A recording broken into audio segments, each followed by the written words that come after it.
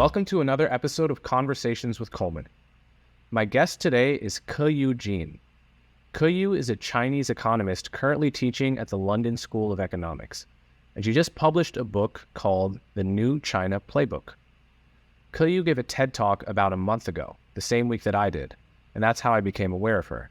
And by the way, with any luck, my TED Talk will be coming out soon, and I'll keep you all posted about that. But today, I'm talking to Keyu Jin because she has an unorthodox stance on China, at least to a Western audience. It's now a bipartisan consensus that China is our main geopolitical rival, and that we ought to treat China as, if not an outright enemy, then at least a major adversary. From trade wars, to theft of our intellectual property, to spy balloons, most American politicians would endorse a tough on China stance, at least in principle. Keyu Jin believes that this is the wrong approach. She thinks that America and the West have misunderstood and unfairly villainized China. As you'll hear in our conversation, I don't share her view, but I'm always interested to hear the arguments of the lone voice willing to buck a consensus. So we talk about China's economy and its strengths and weaknesses. We talk about China's political system and why it differs from countries like South Korea and Japan. We talk about China's declining birth rate. We talk about the problem of brain drain from China. We talk about China's current human rights record, including its detention of around 1 million Uyghur Muslims and other minorities in Xinjiang. We talk about China's aspirations to annex Taiwan, and much more. So without further ado, Keyu Jin. Okay, Keyu Jin. So great to have you on the show. So good to be here. We were just chatting. We met at TED recently, and we both gave a TED Talk, I think, within a day of each other.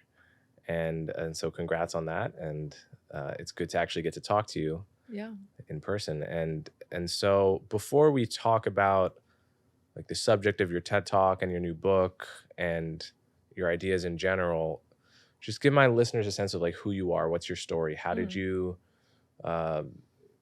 come to have this point of view on China and feel strongly about having what may to my audience and to a broader American audience be a contrarian viewpoint on how we should view China? Sure, Coleman. Thanks for having me. When I was 14, I came to the US as an exchange student for the first time for a school called Horace Mann, which I'm sure you know of. Yeah. And back then in 1997, whenever anybody knew I was coming from China, all they could think of is, Tiananmen Square, Tibet, and human rights. But in China, we were so busy with, bidding for the Olympics, skyscrapers going up and down, and 400 million people over the course of 10 years moving from agriculture into industries. And we were busy creating this transformative landscape that it seemed like the West had totally ignored. And so, a few years later, I was in university here, and then my friends started to learn Chinese, and many of them actually want to go to China to work. So I've personally lived through this amazing, profound transformation of China and China's place in the world.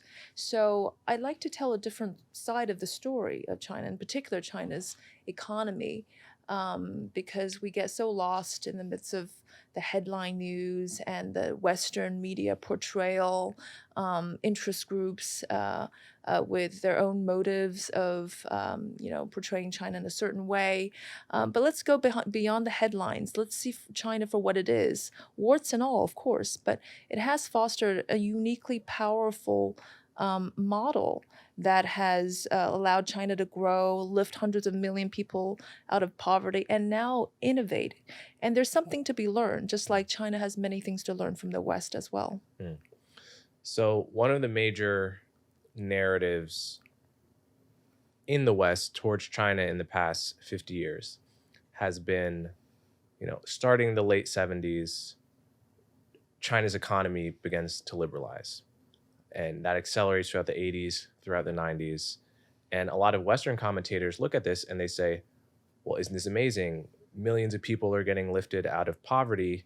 And naturally what will follow is that China will become a Western style democracy, or a democracy in the style of Japan or South Korea. And that's how a lot of people felt at the time. And that has proven not to be true. What do you make of that false prediction on the part of Western commentators? This is where Western assumptions about China is often wrong, just as Chinese assumptions about the West might also be wrong, because we need to take into account that history and culture have a very important role in shaping the parameters of the economy and society. After joining the WTO in 2001, the Chinese are still Chinese. Surprising, not really. We often see this form of superficial globalization where yes, the Chinese and the Koreans and the Japanese and many, new generation of around the world love MBA and Hollywood, but that's superficial globalization convergence. Um, Deeply at the core, the Chinese are still wedded to their cultural roots, as many other countries have shown the same. But still, joining the WTO has made China change so much. They changed thousands of laws so they can adapt to the new system, the global system. The state-owned enterprises reformed in profound ways, and there was a lot of economic convergence. But we have to come to grips with the fact that the norm of the world is that there's a coexistence of, and hopefully peaceful coexistence of, many different kind of cultures, religions, political systems, and today economic models. Mm-hmm. So when you say surprise, China is still China, uh, that makes sense to me on one level, because I think one thing we fail to appreciate as Westerners, and this is not a unique knock on us, I think this is just how people all over the world tend to view themselves as central, is that China is, I think, probably the oldest civilization in the world, certainly the oldest continuous people that have a written continuous culture that can be traced back some 4,000 years. And there is debate about that, but I don't think there's debate about that basic fact. And that's a very powerful story, I think. And I think that's something, it's very easy for a Western audience, an American audience, a European audience to fail to appreciate the power of that, and that Western style democracy is not by any means the default. At the same time, I do feel that the classical liberal democracy system with civil liberties and free speech and rule of law and elections, I think that is the better system. I think it's a more just system. And when I see that other other East Asian societies with long history, not quite as long as China, say Japan, have embraced certain elements of that, one thinks, why couldn't China? Would that make China less Chinese? Is it a trade-off between being Chinese and having a more a human rights style and governance style that was more akin to a South Korea and Japan? Do you see those as intention? Well, this is a very profound question, Coleman, and something that the Chinese will often ask themselves as well in different forms. History is so important. If we look at just the Chinese government today, the bureaucracy, and the implicit contract between the government and the people, it goes back to 2,000 years, where the people have certain kinds of deference and cooperation, but not blind submission with the government. And the government, in return, takes care of the people and offers basic things like security and social infrastructure, and now growth. That hasn't changed. And even though there's no democracy a la West in China, we also have to ask about things like accountability, responsibility, which I would argue the Chinese government has demonstrated a huge amount of responsibility and accountability to its people. And that too is changing. I look at the U.S. and society, and forgive me for being blunt, but there's a lot of focus on which is a good thing on a small group of people. But I'd say that the Chinese government has also been very effective on taking care of the vast majority of people. If we just think about, What do you mean small group of people? No, just Which group? the about Uyghurs or no, you mean China? Yeah, when you say there's a focus on which small group of people? In China, I'm saying the opposite, that some minority interests might be forsaken, but the vast majority of people, if we just think about what the average Chinese people, 600 million people still with 2,000 RMB or $300 less of monthly income. Their kids can go to school. They have good physical infrastructure, healthcare, the pension fund, which was basically available to nobody in the rural area, is now vastly spread. So I'm just saying that they have provided for the vast majority, if not for the entire population. But if you look at, even without being a democracy, if you look at the new generation, what they care about is much more converging with what the Western society cares about.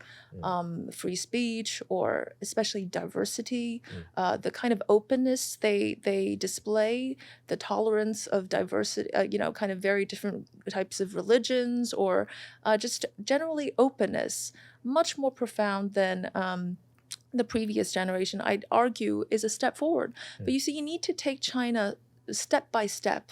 It was we had a century of humiliation, the century of humiliation from being exploited, as the Chinese would argue, by foreign powers, being sold opium, etc., and substantially have weakened China, and with no military power whatsoever, and now with a slightly more mature economy, and then the people becoming more interested in things beyond material sufficiency, like diversity, like protecting minority rights. These are all progress, but we can't leap ahead before these people have the basic needs met. So just accountability, competitive mechanisms, checks and balances, responsibility is there in China, and I argue is sometimes even more powerful than Western democracies.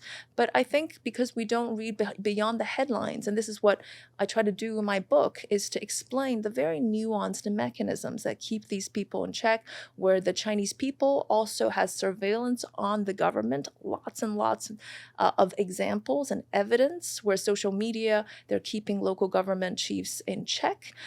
We want to try to understand China and really see it as an evolving organism. Okay, so I'm skeptical of that. I'll table that for now, but you said a phrase that I think is very important for Westerners to understand about China and the national psyche, which is the century of humiliation. That is a phrase that most American listeners don't know.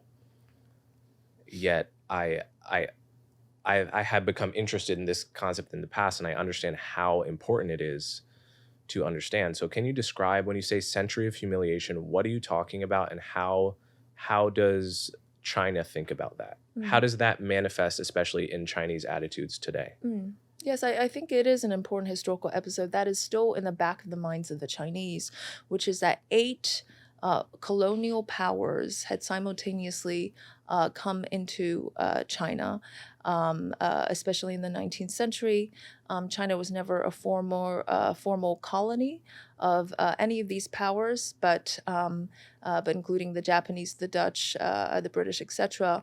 Hong Kong is the war reparation that China gave to Britain for having invaded China, having won in the invasion of China, after China decided to not take its opium.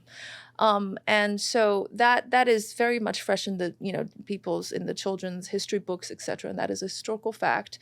And the century of humiliation is basically that China used to be such a great power at the center of culture and history and the economy, accounting to about 30% of the world's GDP at some point.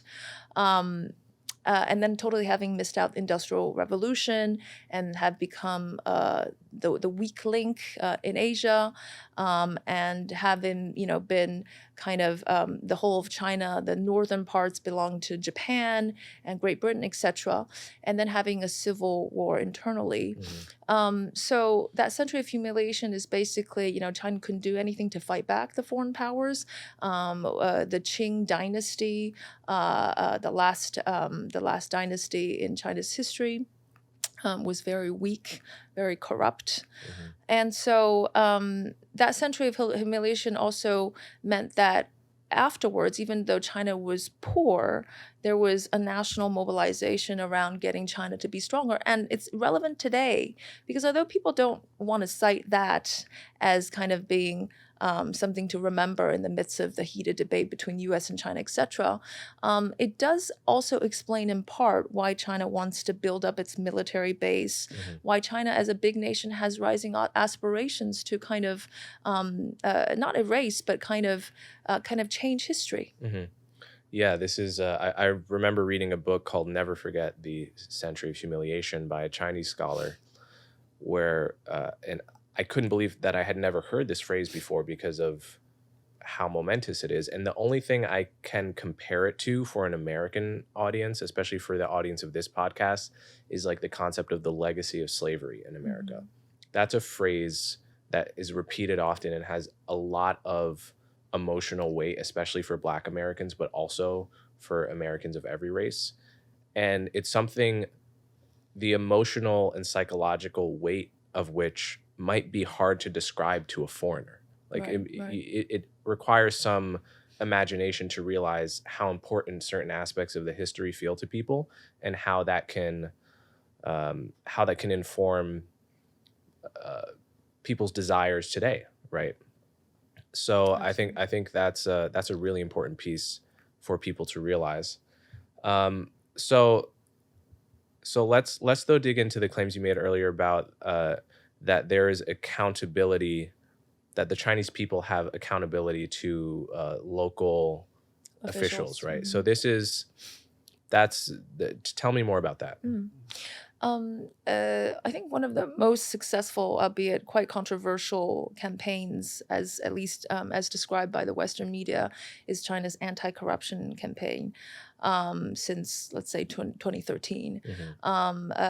Today, China is a lot less corrupt than what it was in the past few decades. One can argue that corruption greased the wheels and it was important for China's economic growth, etc. I'm not going to go into that, and that there might be some truth in that. But the sheer amount of waste of public money on public entertainment, the kind of networks with businessmen were, it was a corrosive atmosphere, even though it happened during China's period of growth. What is really interesting is that social media has evolved into a two-way monitoring system, the government monitoring its people and the people monitoring the government, especially the local government.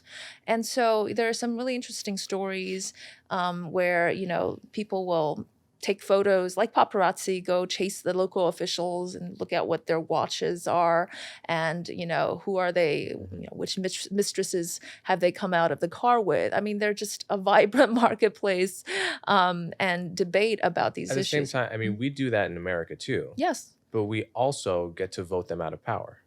Yes, but you don't get to vote them out of power. You don't get to vote the party out of power. But these people are out of office. And there have been roughly 1 million to 2 million officials all in China, from top to bottom, from the lowest levels to very high ranking senior officials that have been charged based on corruptions, either taken out of office or even going to jail. I think it's important to have these kind of two-way monitoring. It does change local government behavior. There's also a vibrant internet space where you can complain about the local officials. Just remember that it's important for the central government to keep an eye on the local officials. They're very powerful. They actually really, they are the main determinant of the economy, the social stability in their regions. And they also have an incentive to keep an eye on what's going on. So I just want to say that there's a genuine intention, again, not perfect, to clean up the system to the extent that it can. I think there are fundamental flaws with the system, but to clean up to the extent it has shown progress.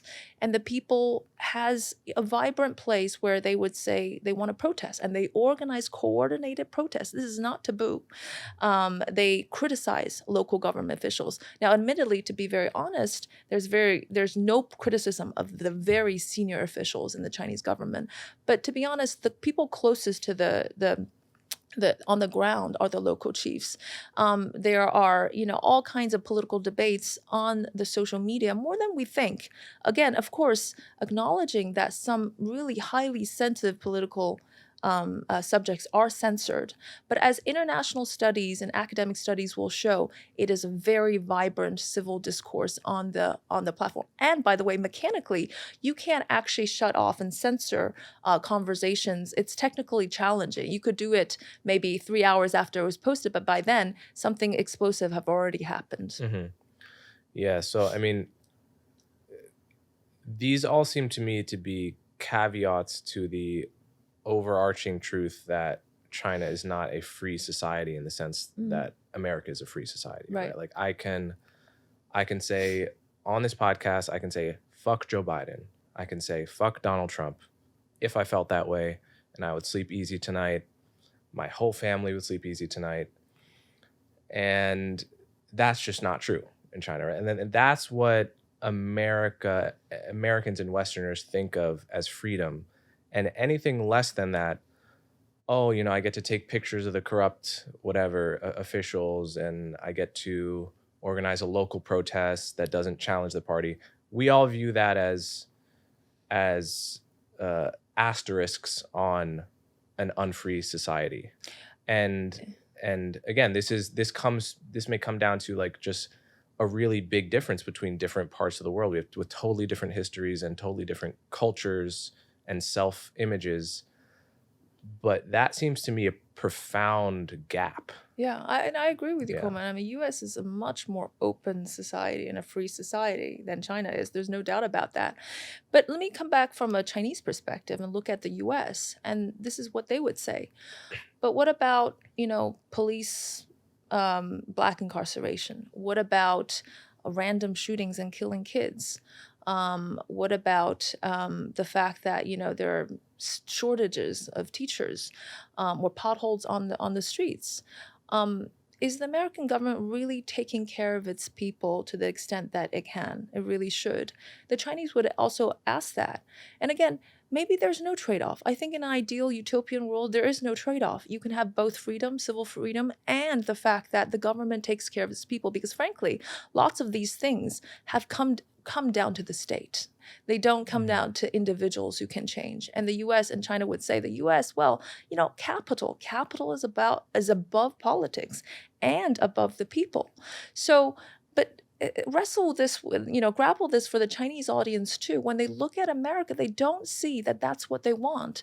And maybe you're right. It comes down to preferences. That if we look at the World Value Survey in 2020, this is a recent one. This is the international survey done around countries all around the world. The Chinese people, 95% of the people would say they prefer security over freedom. And 37% of Americans would prefer that. That's a big gap. Now, of course, there are all kinds of different, problems with measurement and all that, but this is a pretty a good survey. But there's the big gap is significant.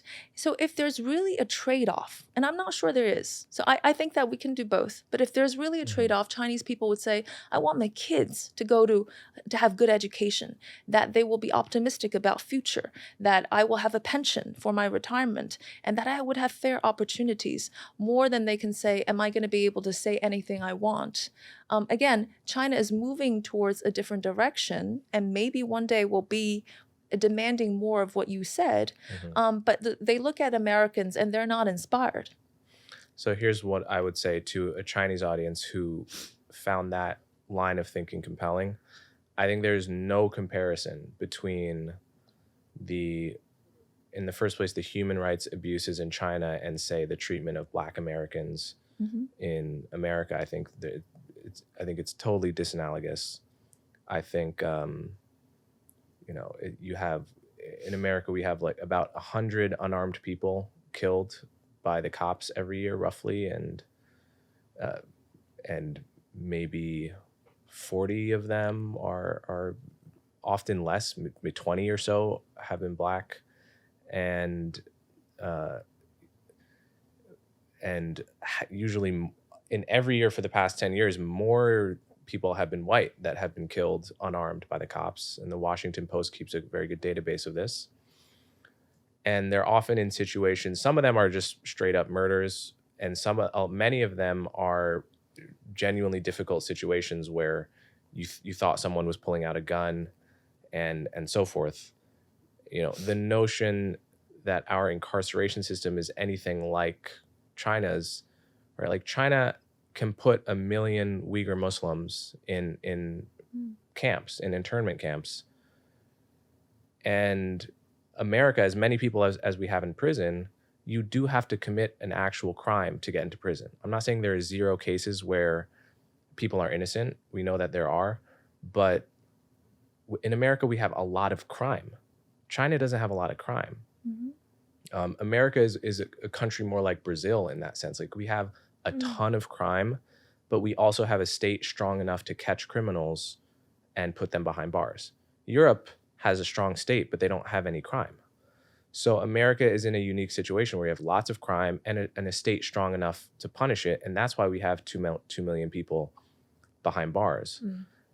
But they also have human rights protections and civil liberties that would be unthinkable in China. So I think there's no comparison on that front. On the point about guns, I agree. Our gun culture is crazy and a big problem. But that that's really an American problem. That's not a problem with democracy. Europe doesn't have a gun problem.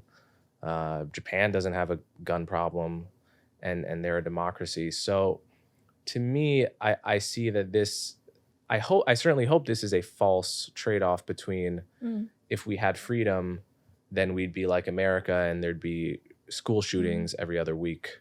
Yeah, right. I think that maybe America may not even be the best comparison case. Like Japan and South Korea might be a better comparison case. Not that those societies have no problem. Yeah, China's huge. That's true. And complex like the U.S. Yes. I mean, Coleman, I completely agree with you, and I just want to say a couple things. One is we got to see China as changing. First of all, just in the last 20 years, economics dominated everything because people were so equally poor.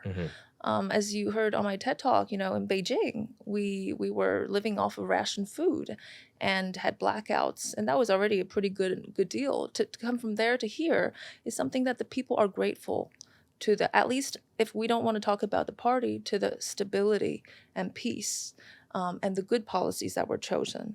That's on the back of the mind. And then now we need to see China in progress. And I think the challenge is coming. The coming challenge is that China is becoming an increasingly complex society, more than before, because in the last 30 years, people were all rallied around one goal, which is how to get richer. It was all about growth, and the whole government was about growth. But now you have a society that's diverse. You have a society that is complex because the civil demands for lots of things are more, not even before, let's say, political freedom. There's things like food security, like a softer metric of development, the standards of living, environment. And then we can debate also about what the Chinese would want for their civil liberties. And I'm sure it's coming. It's just, it comes in phases. But we want to see China as also an evolving mechanism, the Chinese government organ. I always say that the party doesn't change, but policies can change very, very flexibly, and they can adapt. You can throw them out. There can be new rules, sometimes for the better, sometimes for the worse, but they're always constantly adapting, and it's a dynamic thing. So we want to watch where China goes, but I still want to come back to the point that deep down, because of the cultural roots, the historical roots, people might just have different priorities. Not that those things you mentioned aren't important, they are, but they will prioritize. So let's talk a little bit more about the economics. We talked before that I had this guy, Michael Beckley, on the podcast maybe a year and a half, 2 years ago. and listeners may want to go back and check out that episode, he takes a much more skeptical of China's economic prospects take on the issue. He would argue that a lot of China's growth numbers are manipulated or fake, or they're real, but only in a trivial sense because China will put all this money into mega infrastructure projects that he calls is like bridges to nowhere. So it looks good in GDP, but it's not actually a sound model for economic growth. He would argue the declining birth rate and aging population puts and perhaps maybe not. Yeah, basically, like the aging population puts a big strain on the country in the next 50 years, and so the remarkable growth that we've seen in China in the 90s and 2000s, he feels is something of a mirage. What do you make of that argument? I think that's part of the old playbook. And so my book is called New Playbook, precisely because I want to say that a lot of these arguments about China's economy, the bridges leading to nowhere, the smokestack industries, the copying, the forced technology transfers, the state subsidies, industrial policy, etc. Those were the defining feature of China's growth in the catch-up phase, the first 20 years, which was enough to get China going, and as remarkable as it was anyways. But that's no longer part of the new playbook, so we should be arguing about something else. First of all, the quick fixes and quick wins, like calling on state banks to be flush with capital from for SOE, state-owned enterprises, Team China to do all the heavy lifting, is just a thing of the past. Today, it's the private sector that is firmly in the driver's seat. 80% of the jobs come from the private sector. 80% of the innovation, big topic in China, comes from the private sector, and 70% of the industrial output comes from China. The whole manipulation of GDP was also a thing of the past. Local officials, because they want to meet their targets, were, manipulating these figures, massaging these figures. But because today GDP is no longer the single most objective, and actually they get more tax transfers, fiscal transfers from the central government if they don't do as well, they have no more incentive to manipulate these numbers. And by the way, do they have an incentive to manipulate them down now, or potentially? But even all I'm saying is that there are lots of micro data, very, very rich, that can infer about the macro data, which if there were problems with the manipulation, you can see all that. And so that's no longer really a big issue in China. Again, firm level data, house level data, electricity data, all of that can tell you everything about the macro and also the micro. But the new playbook is something different, right? It's about the private sector. The private sector is coming to the fore. And as I described in my TED Talk, there's a vibrant innovation landscape all over China. The sheer geographical distribution of unicorns in China, by the way, which is the second most numerous in the world, slightly below the US, is all in second-tier cities like Chengdu, Wuhan, which we all know of, Suzhou, not just in Beijing and Shanghai and Shenzhen, they're everywhere. And local governments, what I call the mayor economy, has, I think 1.5 trillion RMB of funds, all around China to support these local entrepreneurs, to help them, to enable them. I don't think that kind of marriage between local officials and entrepreneurs is something we know or we think of when we think about China as this kind of dinosaur, clunky, old, clumsy state dominating everything. That's not at all what's actually happening on the ground. The central government doesn't actually implement the real innovation and economic policies. The local chiefs do. And their incentive is to help, on the whole, again, of course, exceptions always exist, help entrepreneurs succeed so they can succeed, so they can climb the political ladder. So forget about thinking... Can you give an example of one of those mayor entrepreneur? Absolutely. So, Hefei is a city no one has heard of probably outside of China. 5 million people, not large in cities, among cities in China.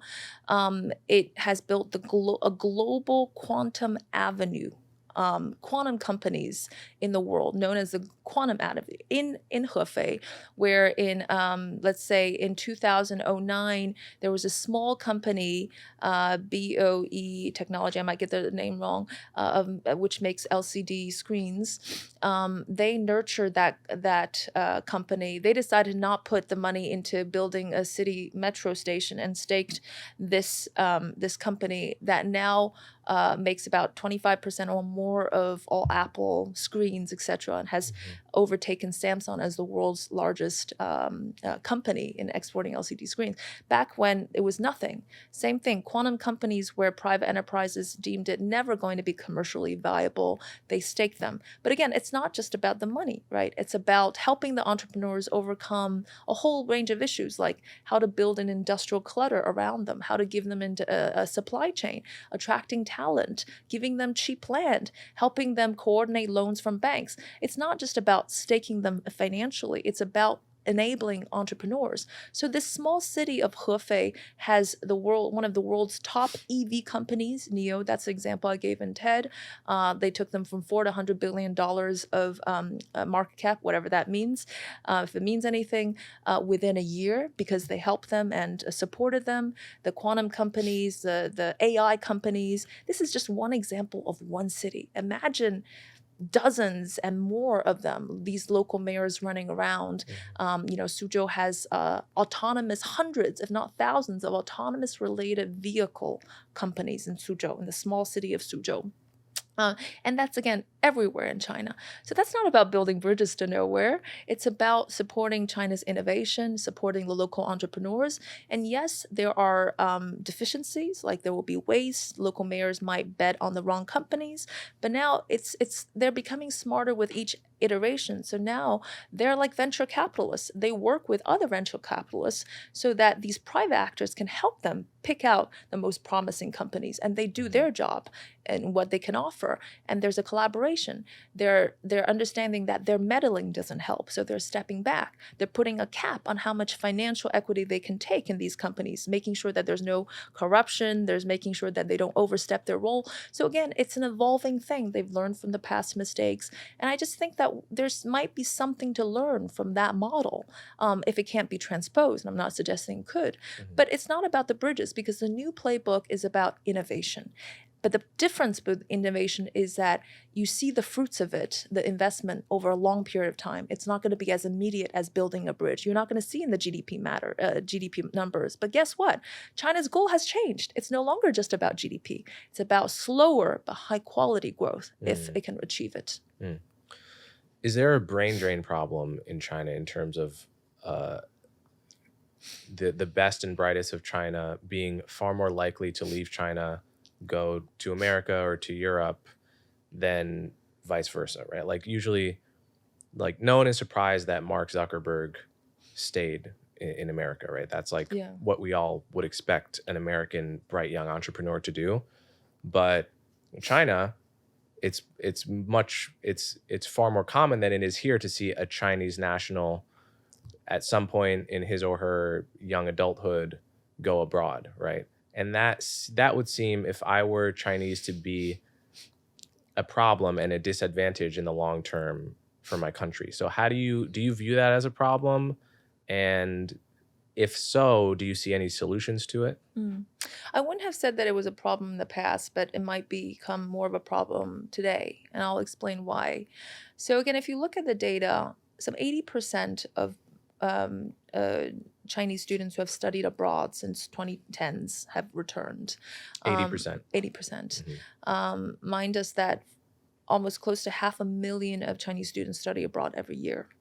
And they come back home, and many of them have had experiences working at Facebook and Google, etc. They have the best job offers, and many of them have opted to return home. And the reason was simple in the past. China is a huge market. One great idea, if you're an entrepreneur, can make you a millionaire or a billionaire overnight, and many of them have. Some of them have had experience at Facebook and Google, etc.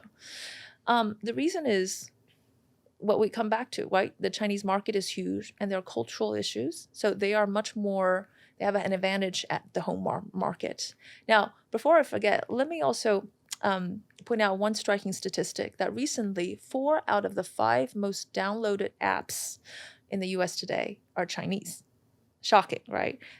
What are they? Shein, it's a clothing, cheap kind of clothing These for are this is global, worldwide. global, Okay, worldwide. okay. Temu, again, is the founder had I think Google experience, and then went to found a company that went from $0 to $30 billion of valuation within 3 years. Pinduoduo. Temu is the global kind of extension of that business model. Again, very, very, very, very successful because China is using their successful e-commerce business models and selling even to the US, which I find really quite striking given the heat of the geopolitics, right? What I'm saying is that they had a home advantage. Now, the most successful of them, but there will be very, very few of them that would actually become as successful in the US or in the world. If you can imagine Chinese entrepreneurs having a hard time, just as American entrepreneurs have a hard time going to China, it's the same thing in the reverse direction. So I think there are still convincing arguments to be made that if you have a bright idea, China is where you can really make a lot of money, and it would be much harder to do so elsewhere, but eventually that could happen. But I guess the reason why I think today it could be more of a problem is the regulatory crackdowns on technology companies in the last couple of years and the general instability or uncertainty of the macroeconomic environment. And if we look at the Chinese economy today, we're suffering from a severe loss of confidence.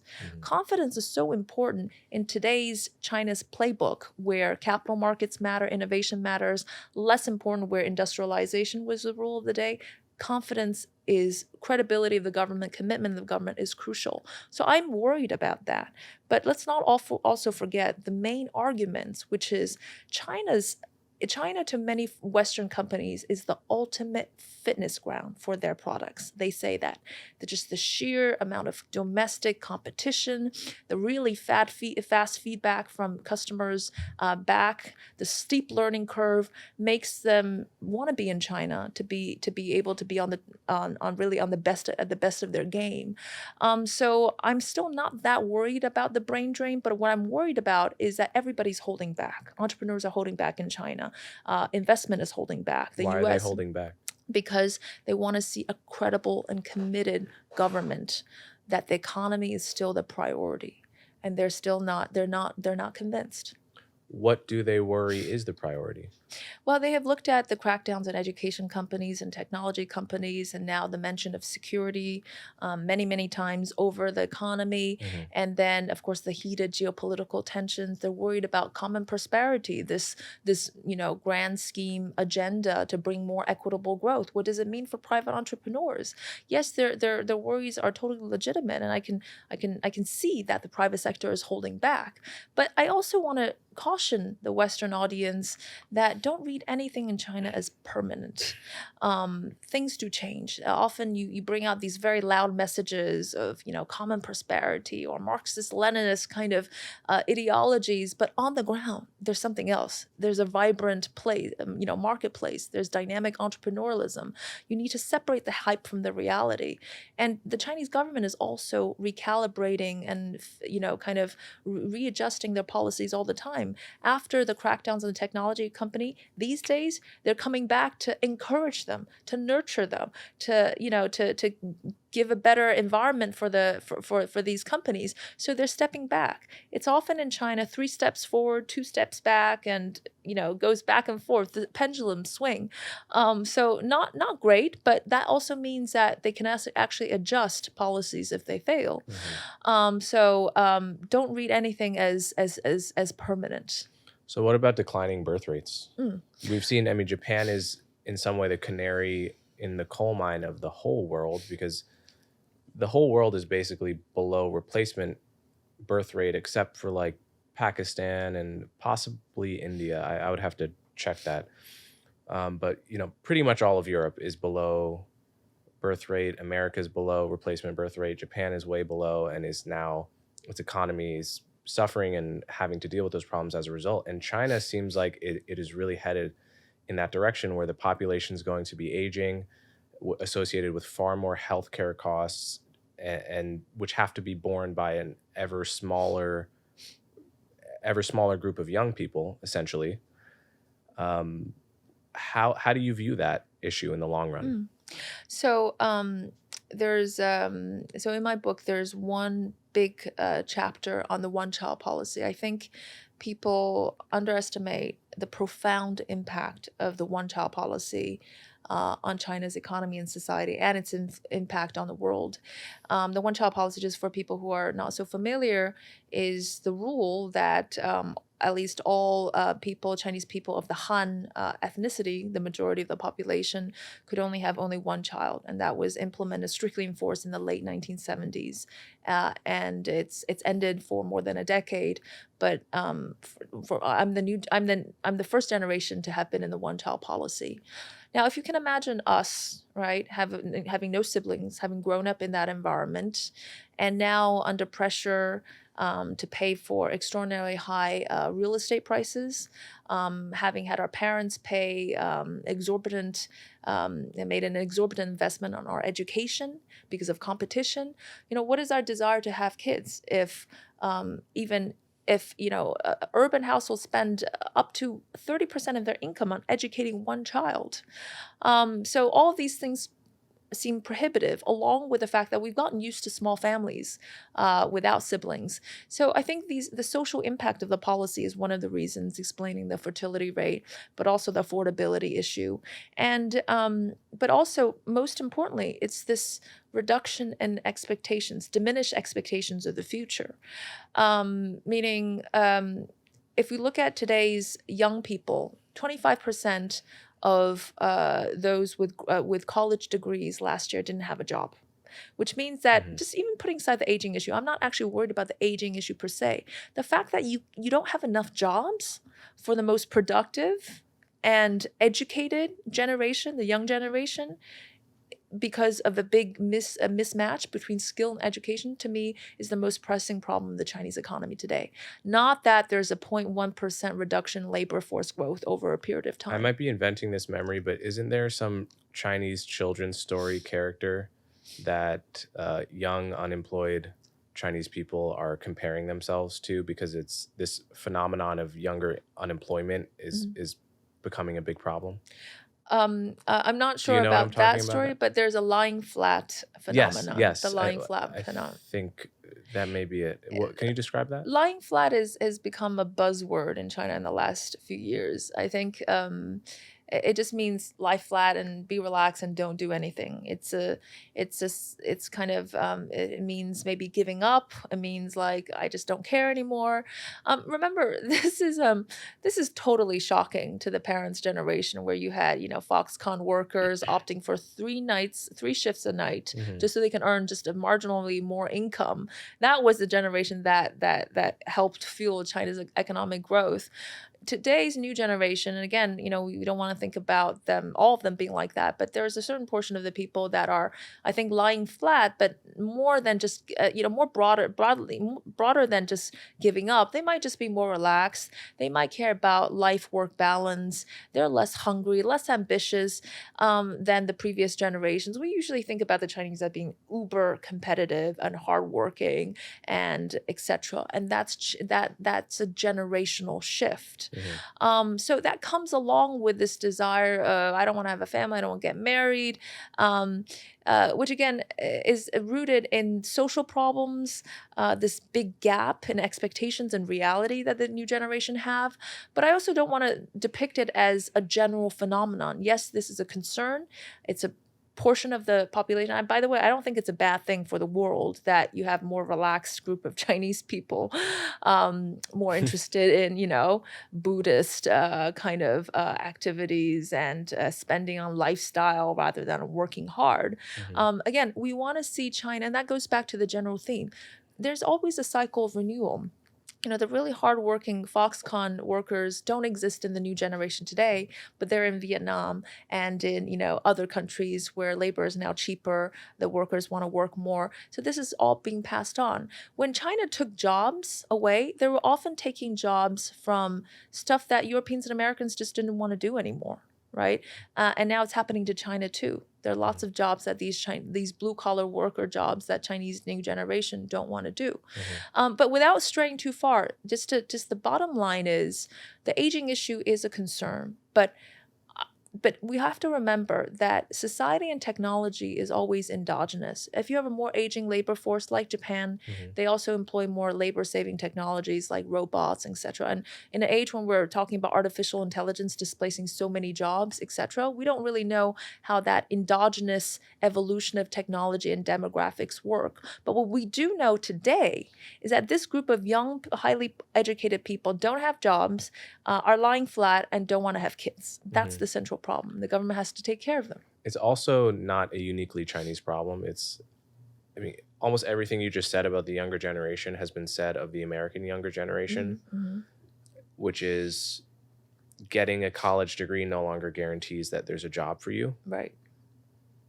Whereas in the past, it used to be synonymous with the path to the middle and upper middle class.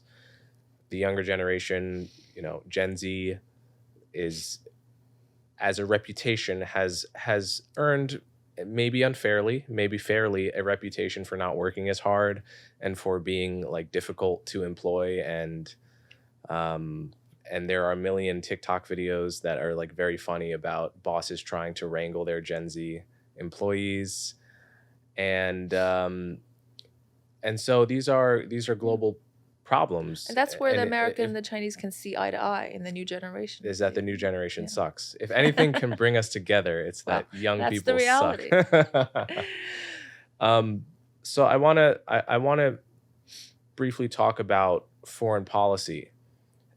I think the forces that bring the U.S. and China together and make us friendlier, these are the forces you're arguing we should pay more attention to and we should nurture, at least it seems to me. Unfortunately, it seems foreign policy is pitting us more and more against each other, more now than 3 or 4 years ago, largely as a result of Russia's invasion of Ukraine. And though I don't believe China has sent any weapons to Ukraine, China has certainly become closer with weapons to Russia. China has certainly become closer with Russia and with Putin in a wake and as a result of Russia's, of the rest of the world shutting Russia out, essentially sanctioning Russia. They've deepened economic ties, energy ties, and so forth. And that pits the U.S. and China on opposite sides of the biggest military conflict in the world. And it's often seen as a potential precursor or dress rehearsal for a Chinese invasion of Taiwan or something like that, right? How do you view, I guess, both of these problems? You can take them one by one. Russia and Ukraine and U.S. and China's involvement with that, and then the possibility of an altercation between China and Taiwan, given that President Xi has said by 2050 that they'll be reunited one way or the other. Well, Coleman, since this is a contrarian view for your audience, I do want to bring a slightly different perspective. Let's say the Chinese perspective. Hopefully, it will be helpful to understand, the other side of the story. Not my personal judgment, but for at least food for thought and open debate. I just want to say one thing first and foremost, which goes back to the century of humiliation that we talked about. The fact that China was a very weak military power for a long period of time. I don't think many of the people in your audience, perhaps I'm mistaken, would remember that or would or acknowledge that Obama's pivot to Asia, something like concentrating 2/3 of the naval forces in Asia, purportedly aimed at China, and was the biggest buildup of military forces since the Second World War. That, again, from the Chinese perspective, when you have missiles in their vicinity pointed at China, troops and warships, etc., U.S. also poses a security threat to China. Now, I totally understand and think that, yes, these two countries should respect each other's national security considerations, absolutely. and push back on China where that's a consideration and vice versa. But that's just something to be aware of in the back of your mind, that when we're often portraying China as being more militarily aggressive, understand that center of humiliation and the buildup for its own security purposes. And the fact that in 2015, the US with regional allies, including Australia, practiced a blockade of cutting China from all oil and resources. That spooks China, right? And if we're thinking about realpolitik, for instance, and this will relate back to the Russia question, this is in the leadership's back of mind. So that's just a backdrop of some of the actions that I think deserve to be heard, at least. Now, again, giving just the Chinese perspective, it is torn on the issue with Russia. It has consistently in its foreign policy. To be fair, though, sorry, to the last point, the desire of the Chinese to have Taiwan back predates everything you've just talked about. Yes, but remember that and US therefore it can't be caused by it. Maybe exacerbated, but not caused. But people also often forget the US and China's founding relationship in the 1970s. One of the pillars was that the US recognizes China as a sole sovereign government with Taiwan. That, again, no judgment here, but that was the pillar of resuming the international relations between US and China. And the one China policy, for whatever it means to people, was acknowledged by the US. So I just want to say that there's some kinds of arguments that have been made by top foreign policy scholars in the US about Russia's warning many years ago about NATO. In the same way, China is saying, look, that's the foundation of our relationship, and if that changes, China's going to act. So again, that has been a historical thing, just to keep in the back, that the founding of our relationship is partly based on that. And yet, though, again, doesn't China's desire to have Taiwan predate even the 70s? It predates that, right? It's more fundamental. It's a one China policy. It's China, but let's just focus on Taiwan. It goes back to 1949, right? It goes back to whenever Taiwan was. So it's not that I want to acknowledge there is, and when the war in Ukraine broke out, we had this debate in American discourse between the philosophy of realism and the critics of realism, the John Mearsheimer thesis that, look, the world is ugly, power is the fundamental principle in some way, and you can stand on principle of what's right and wrong, but at the end of the day, doing that may lead to a war where women and children die, and you have to take that into account. And so there were parts of that argument that I think were much more compelling than other parts. I think many people took that way too far, and it lapsed into apologism for Russia's war of aggression. But there are aspects of that absolutely ought to be considered. Like our diplomats should not want to provoke unnecessarily powerful. That's the important thing. And it's no in. So I want to balance those points fairly. Yeah. No, so this is not directly necessarily related to Russia or Taiwan, but the point I was making about the backdrop is that China is a rising nation with its aspirations of a rising nation that we have to acknowledge, whether it's right or wrong. But the U.S. had a Monroe Doctrine, which was about ousting European powers in Americas when it became a strong nation. So just having the American military force in China's backyard is not something that the Chinese are comfortable with. Again, that's nothing to do with Taiwan and Russia per se, but it's just about military buildup in the region.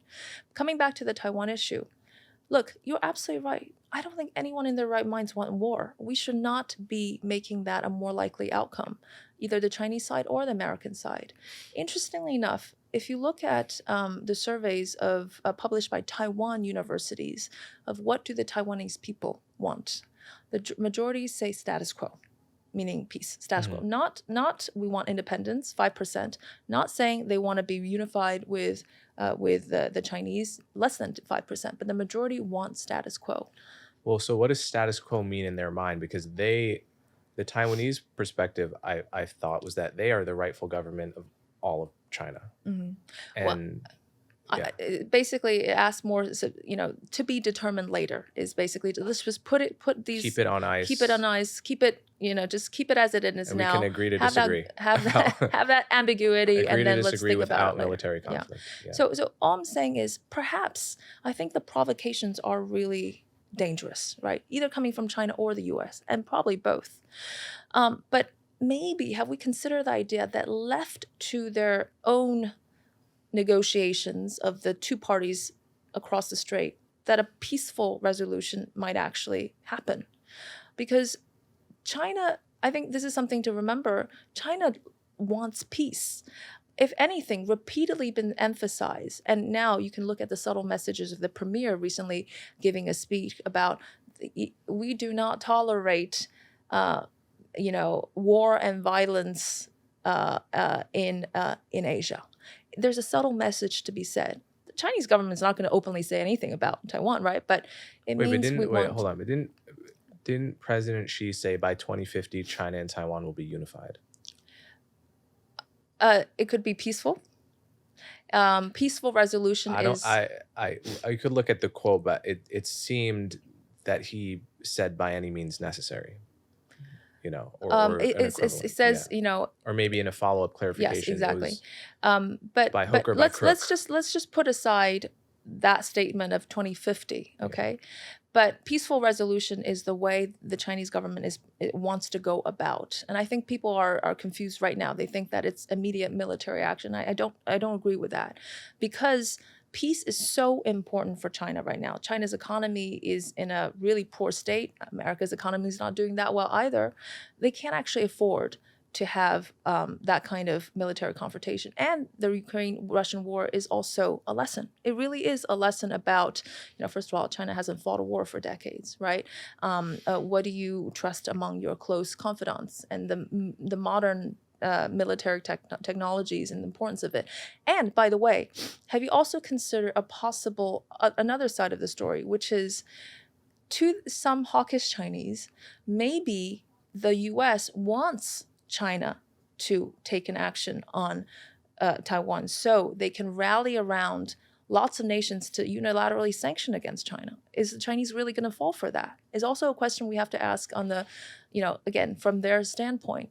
So I'm skeptical that, someone is crazy enough to want that, but I'm skeptical that that's a significant element. Well, let's hope for it. But again, you might not want to ignore the Chinese perspective that, are we going to allow a whole ally of nations unilaterally sanction China? What does it mean for its people and its economy? The people is the sea that makes the party afloat. For our economy? Trillions of dollars for the global economy at stake. And hence provocations are just not helpful. All I'm saying is that perhaps left to themselves, peace is actually feasible. Okay. So let me see if I have any more. Okay, my last question is, I guess, two questions. What are your feelings about developments in Hong Kong? And there have been protests in the past few years, and major worries that China's government is the CCP is encroaching on what was the status quo, that Hong Kong had some degree of independence and so forth. Do you have views on this? Oh, Coleman, just to say and apologize to your audience, because I'm not an expert on political issues and foreign policy issues. No, I know this is maybe out of your wheelhouse. I really hope to have done more research. As an economist, I feel comfortable with the data and all that to make some comments. But anyway, we were talking freely, so I'm not going to say with any level of expertise that I know these issues. I do know that there are more complex and subtle issues behind all these topics that we have discussed. I'm extremely sad to have seen what has happened to Hong Kong. Kong. It was such a vibrant place, rule of law, media, free media, etc. Was always, and being really the hub of Asia was always very important for China and for Hong Kong, for the rest of the world. I'm not as pessimistic, though, that Hong Kong can't rebuild. Again, China wants Hong Kong to succeed. It succeeds, and that would make China look good. And China has always had economic support with Hong Kong. So just putting that as a background, that is kind of a goal. But just as an economist point of view, if you allow me, I think Hong Kong has a critical role to play going forward in international capital markets. What I mean is this. China is the second largest world economy, but its financial system is still very closed. It is in the process of being much more open to the global investors. For example, only 5% of the equities, Chinese equity, is held by foreigners. 3% of the bonds, or something in that range, is held by foreigners. Imagine that going from 5% to 20% to 25%, as in the case of, let's say, the US, right? That's an inevitable development.